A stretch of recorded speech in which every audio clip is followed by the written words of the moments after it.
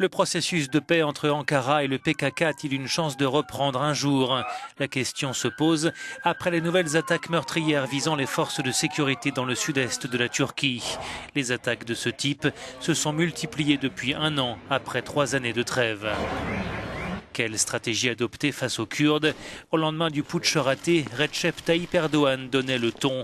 Le président turc recevait ce jour-là les principaux leaders politiques, à l'exception de Selahattin Demirtas, le leader du HDP, le parti pro-kurde. Le 7 août dernier, soit plus de 3 semaines après la tentative de coup d'État, le dirigeant du parti pro-kurde était de nouveau écarté par le président turc à l'occasion d'un grand meeting pour la démocratie et en hommage aux martyrs. Interrogé sur la question, Erdogan répond « Je ne peux tenir des réunions qu'avec des groupes qui défendent ces 4 principes, une patrie, un peuple, un État et un drapeau.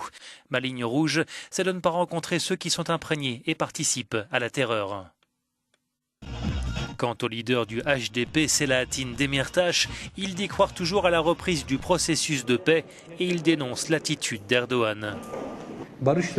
Diaboliser des gens qui ont pris part au processus de paix, les exclure de la société, en faire des ennemis, ne fera du bien à personne, dit-il.